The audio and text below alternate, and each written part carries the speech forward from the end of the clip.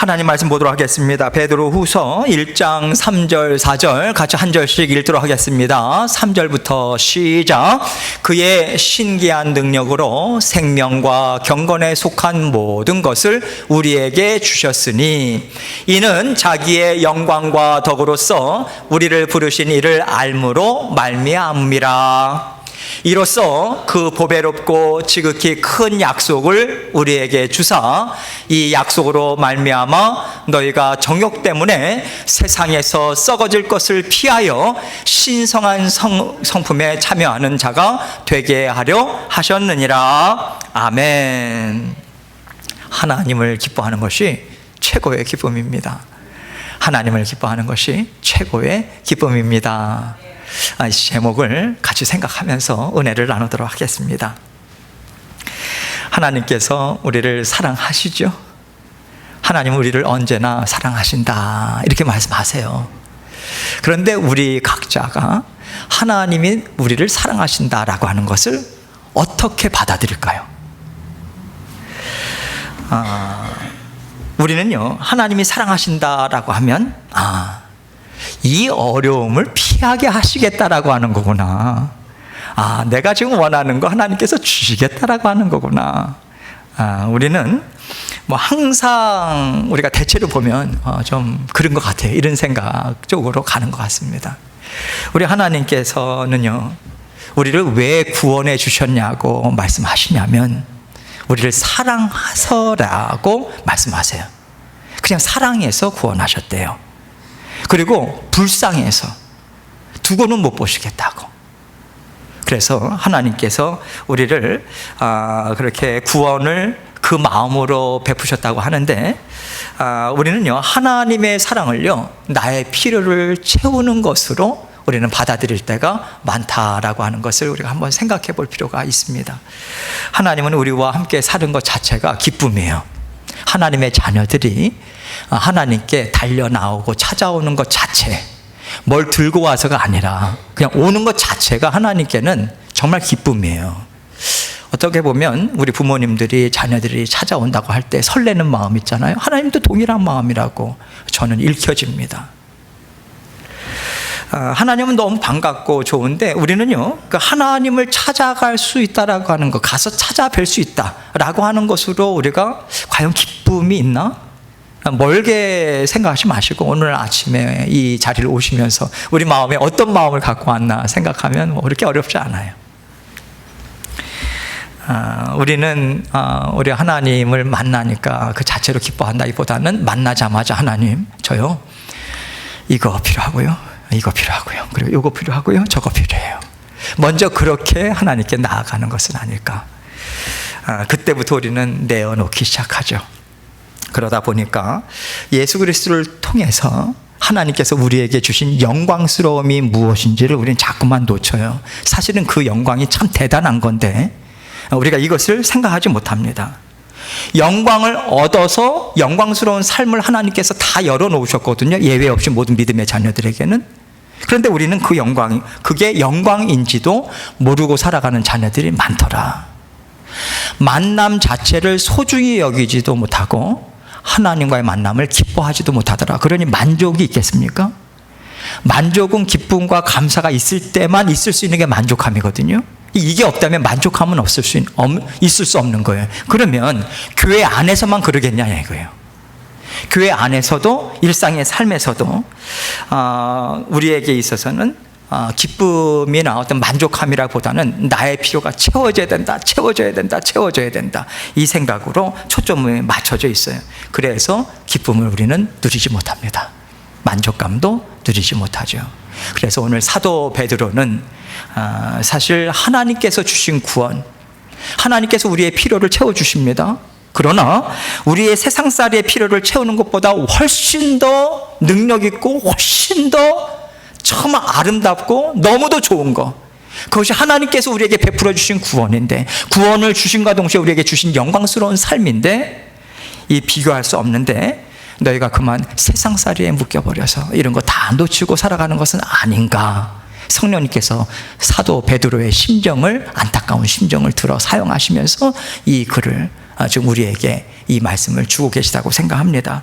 오늘 말씀을 통해서 내가 묶여있는 것은 무엇일까? 하나님께서 원래 디자인하신 지금 우리가 가는 것이 마땅한 길은 어떤 것일까? 이것을 생각하면서 말씀을 함께 한 절 한 절 보도록 하겠습니다. 본문 3절 말씀을요 다시 한번 읽도록 하겠습니다. 시작. 그의 신기한 능력으로 생명과 경건에 속한 모든 것을 우리에게 주셨으니 이는 자기의 영광과 덕으로서 우리를 부르신 이를 알므로 말미암음이라. 여러분, 하나님께서요 우리에게 예수 그리스도를 보내주셨어요. 어떤 사람도 먼저 예수 그리스도를 찾거나 하나님을 찾을 수 있는 존재는 없습니다. 예수님을 보내주셔서 만나게 해주셨어요. 만나게 해주셔서 예수 그리스도를 믿는 믿음 또한 우리에게 주셨습니다. 그래서 그 믿음으로 거듭나는 그 은혜를 베풀어 주셨죠. 누구나 예외 없이 예수 그리스도를 통해서 예수님을 만나서 영접하는 자들에게 하나님께서 선물로 주시는 게 있어요. 성령 하나님이시죠.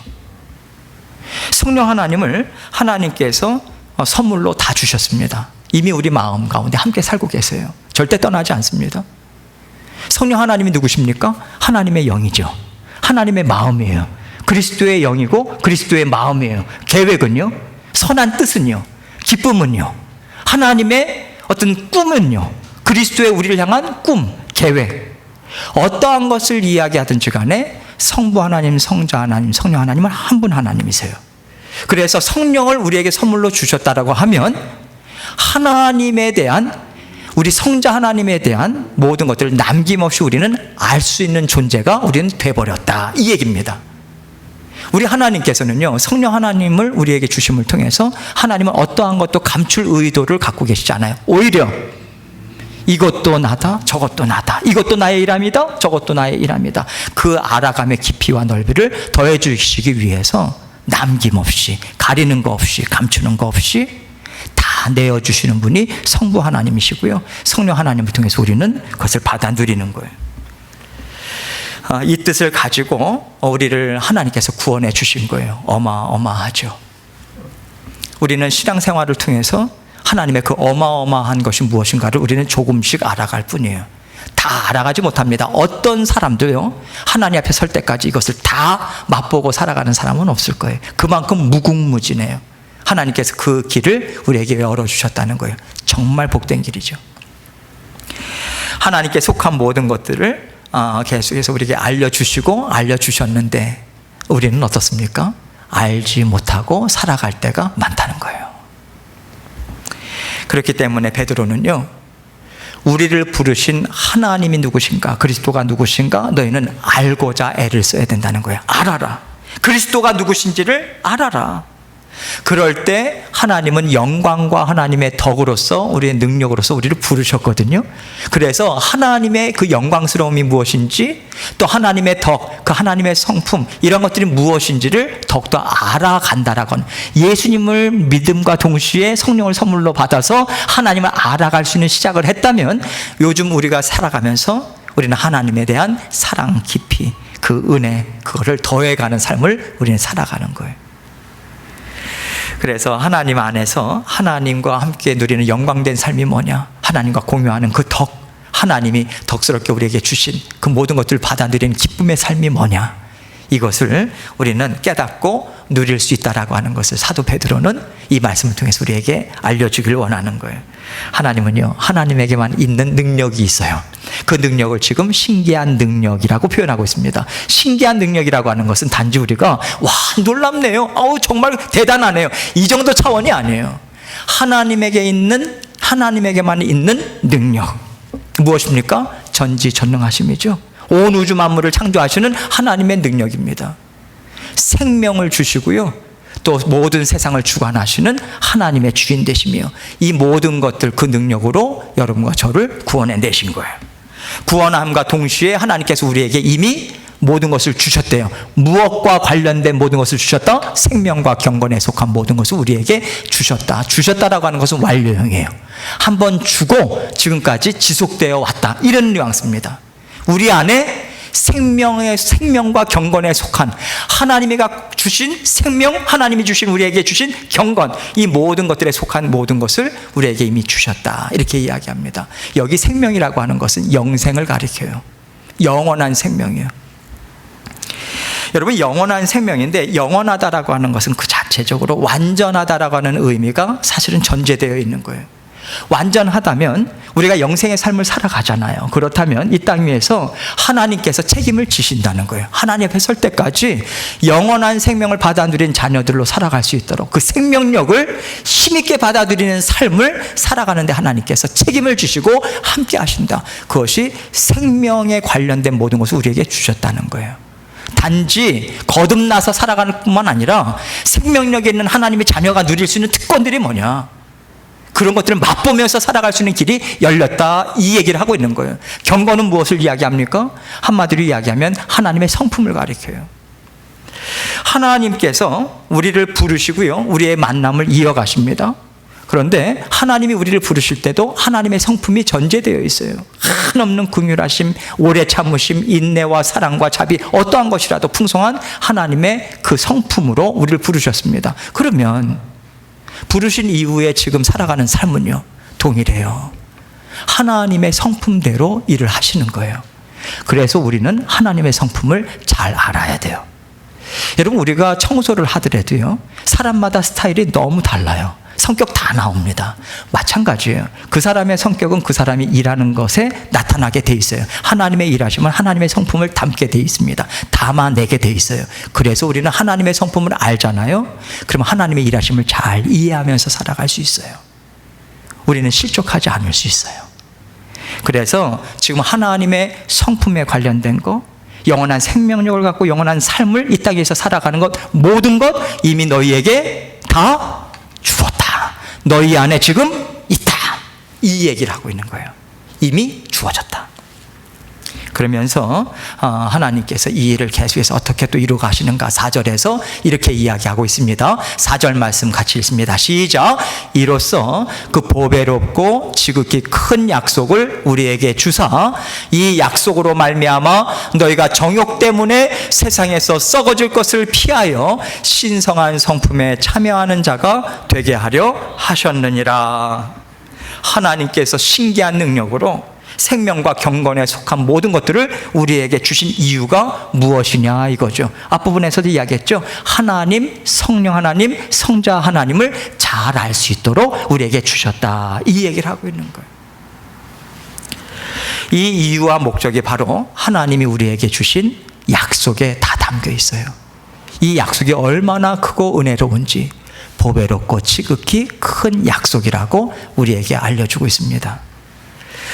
우리 하나님께서 여러분과 저에게 구원하시면서 주신 약속, 변함없는 약속, 믿음의 선조인 아브라함과 또 다윗, 이삭, 모든 믿음의 선조들에게 주신 약속과 일맥상통하죠. 무엇입니까? 예수 그리스도를 통해서 예수 그리스도와 함께 살 때 너에게 모든 풍성한 복은 흘러 들어갈 것이다.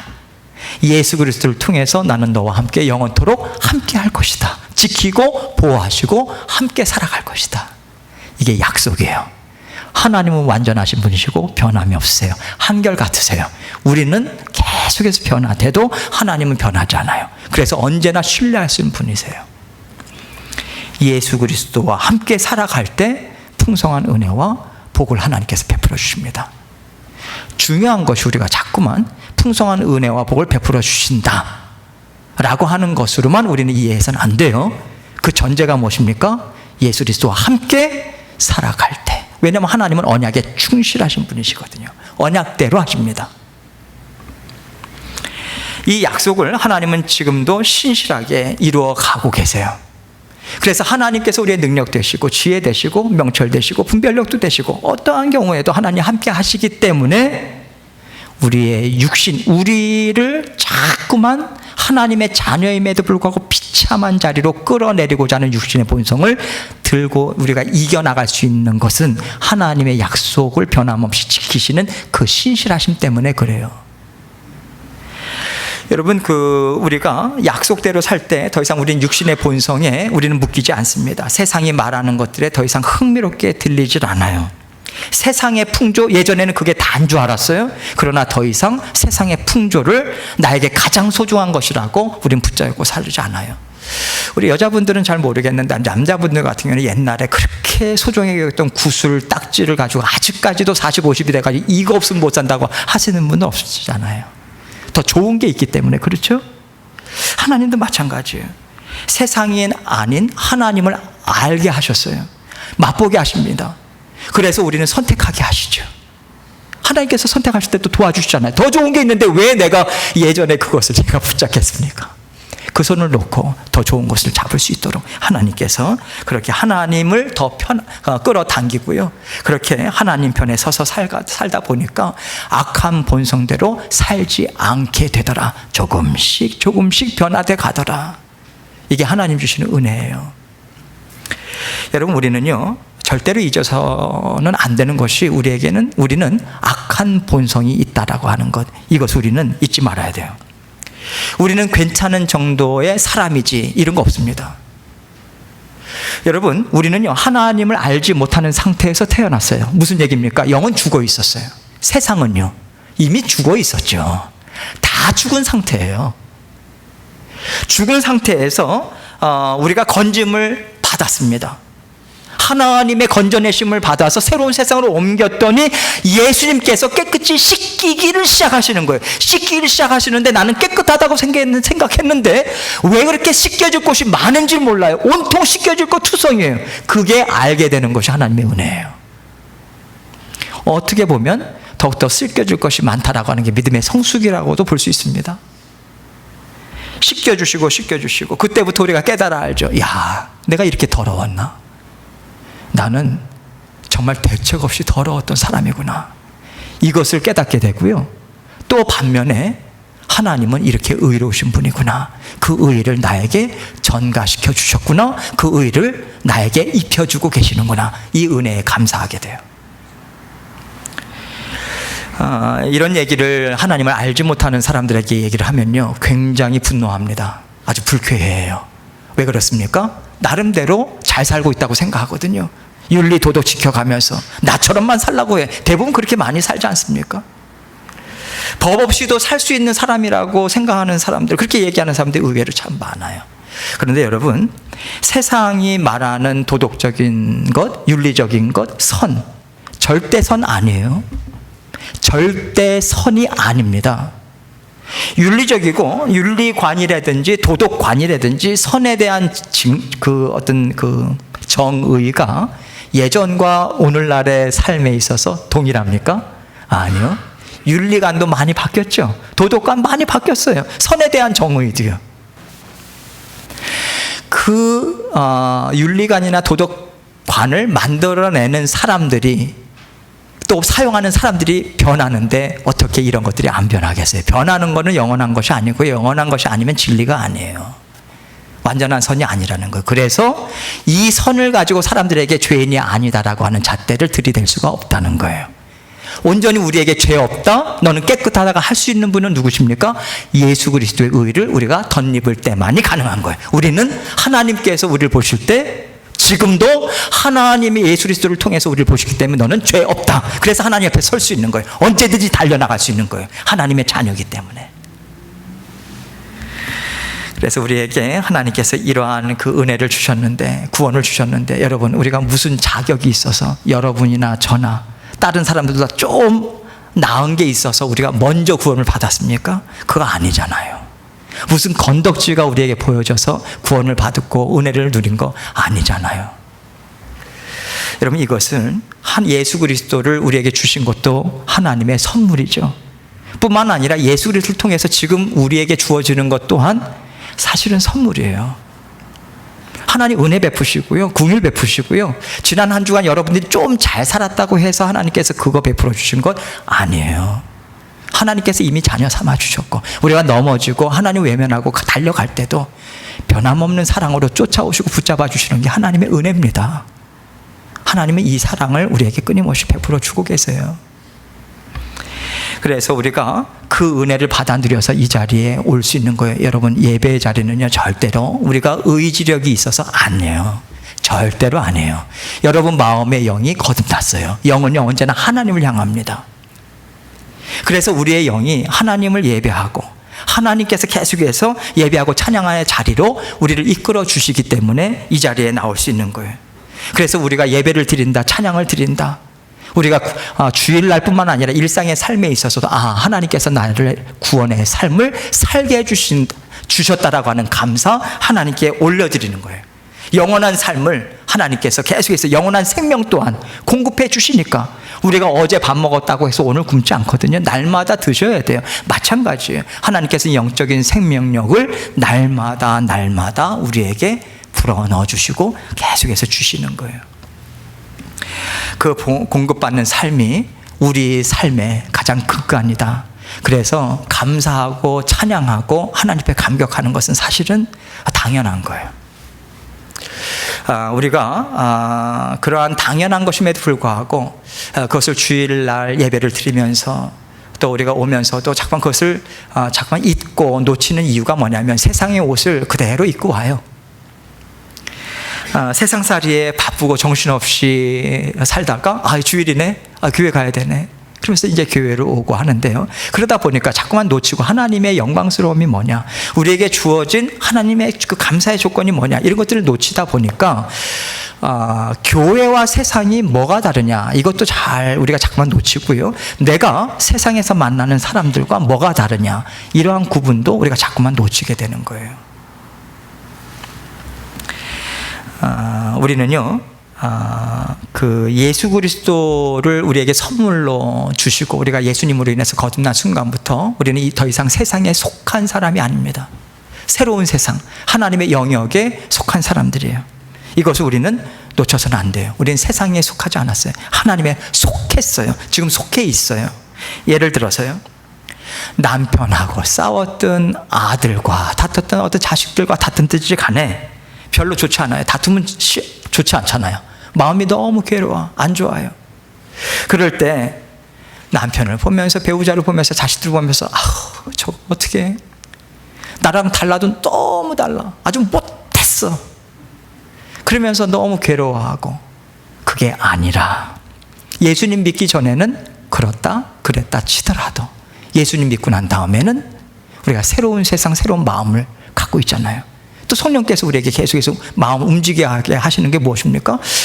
남편과 내가 다툰 이유가 무엇일까? 왜 내 아들이 이런 얘기를 했다고 해서 내 마음에 이렇게 괴로울까? 왜 마음이 이렇게 아플까? 하나님, 제가 남편과 다툰 이유가 뭘까요? 제가 알지 못하는 영역이 있습니까? 하나님께서 이 시간을 나에게 또 허락하신 데는 이유가 있지 않겠습니까? 저는 정말 잘 모르겠어요. 근데 마음이 너무 괴로워서요, 견딜 수가 없어요. 하나님, 알려주세요, 말씀해 주세요. 하나님께 여쭈면서 나아가는 거죠. 하나님이 아이도 창조하셨잖아요. 배우자도 창조하셨고 세상도 창조하셨잖아요. 세상에 대해서 하나님께서 지혜 주시고요, 자녀들에 대해서도 마찬가지고요. 이렇게 하나님께 자꾸만 말을 거는 거예요. 말을 걸기 시작했다라고 하는 게 이게 거듭남의 증거입니다. 자꾸 말을 걸어요. 그리고 하나님의 지혜를 구해요. 하나님께 여쭤보고요. 이렇게 해결하고자 하는 것이 다른 게 아니에요. 하나님을 찾고 말씀을 찾는 하나님의 자녀들인 거예요. 여러분, 우리가 물론 하나님의 말씀을 우리가 공부해야 합니다. 따로 시간 내서 읽으셔야 돼요. 읽고 듣고 또 말씀도 공부해야 됩니다. 정말 중요한데, 그러나 우리 삶 가운데 하나님이 함께 살고 계시잖아요.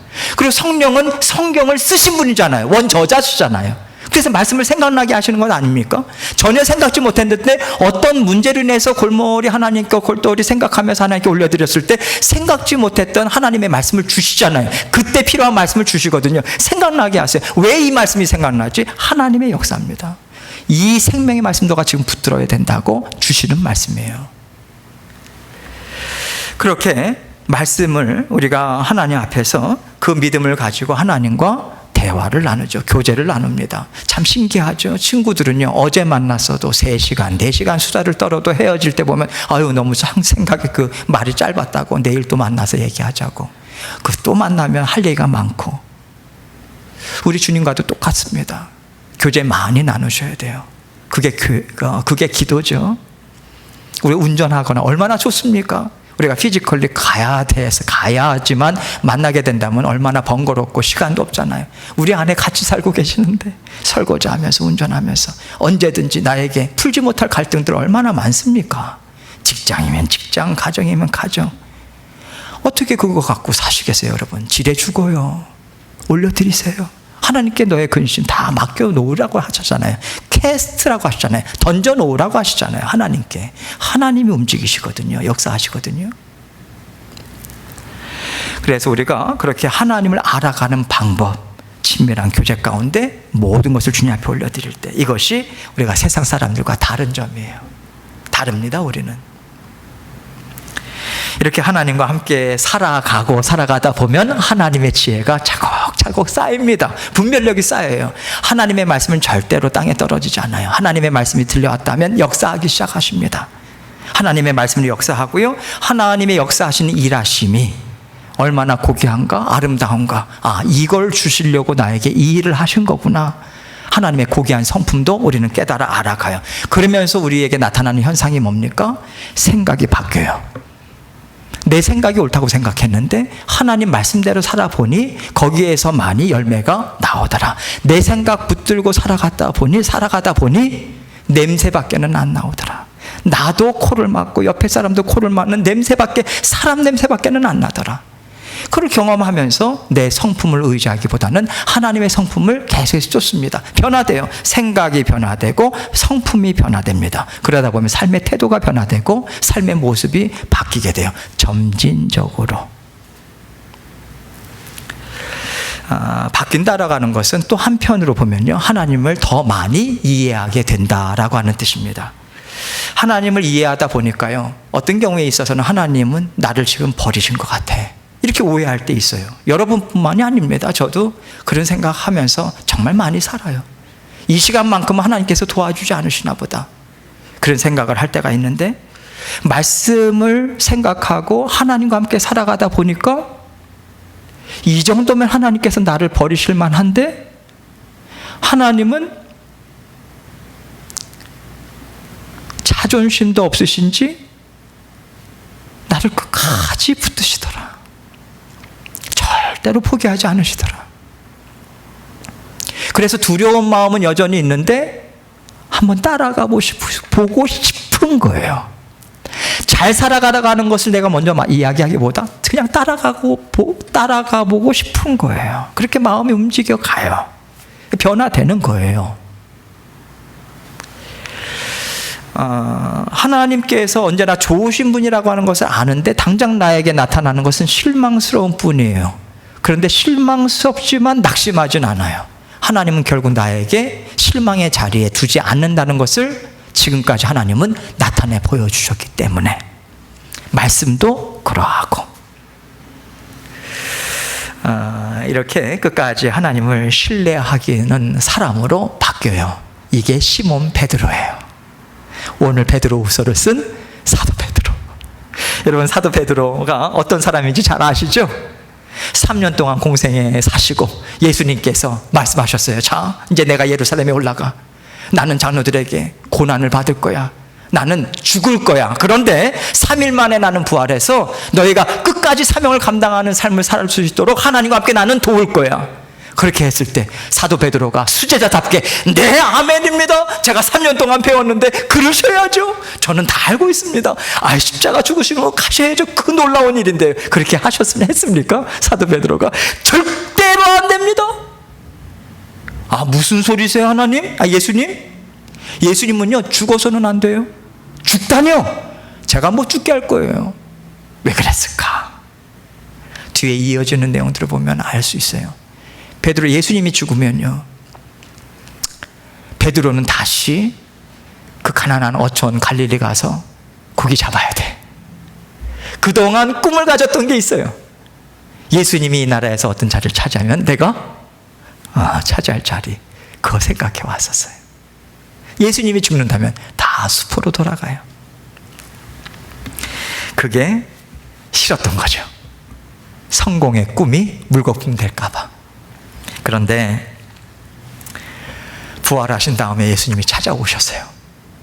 참 회복의 말씀으로 그렇게 베드로를 세워주시네요. 그리고 나서 베드로가 주님과 함께 살다 보니까 예수님을 하나님이 왜 보내주셨는지를 아는 거예요. 공생애 동안 예수님께서 왜 그러한 삶을 사셨는지, 왜 그러한 가르침을 가르치셨는지를 알아가는 거예요. 나중에 어떠한 자리까지 갑니까? 저 또한 예수님이 살아가셨던 그 삶의 고백의 자리로 저 또한 가고 싶습니다. 예수님이 세상을 위해서 예수님을 내어주셨던 것처럼 저 또한 세상을 위해서 저를 내어주는 자리까지 가고 싶습니다.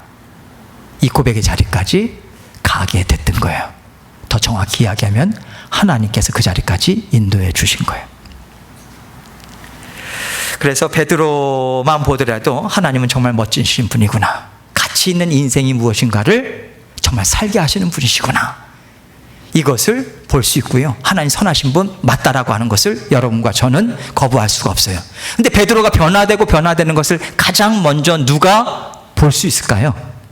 가족이죠. 가족. 베드로를 보니까 하나님 살아계시네, 하나님 역사하시는 분 맞네, 하나님 정말 능력이 하나님밖에 없네, 이거를 맛보게 되는 거예요, 간접적으로. 그러면서 조금씩 베드로와 함께 살아가는 삶을 살다 보니까 그것이 어느새 나의 하나님으로, 나의 성령 하나님으로, 나의 예수님으로 받아들여지게 되고 그 삶을 동일하게 살아갑니다. 그러면서 동일하게 하나님은 좋으신 분입니다, 기뻐하는 자리로 나아가게 돼요. 여러분과 저를 하나님께서 지금까지 그렇게 인도해 오신 거예요. 그 맛을 알게 하시려고 아무 공로 자격 없지만 여러분과 저를 불러주셨어요. 지금 책임져 주십니다. 우리 삶 도와주세요, 이끌어 주세요. 하나님께서 정말 멋지신 분, 좋으신 분 맞습니다. 하나님을 기뻐하세요. 세상의 필요 자꾸만 여기에 초점을 맞춰서 이 필요 채워주면 내가 기뻐하겠지, 거기에 생각을 맞추지 마시고 하나님을 기뻐하세요. 하나님을 기뻐하세요. 그럴 때 하나님께서 여러분을 기쁨의 삶으로 정말 인도하실 것입니다. 최고의 인생, 내가 주님을 만난 것이 최고의 하나님의 은혜였습니다. 이 고백을 하나님께서는 반드시 들으실 거예요. 그 자리까지 인도하십니다. 오늘도 주님과 함께 그 믿음으로 살아내시는 저와 여러분 되시기를 주님의 이름으로 축원합니다. 함께 기도합니다.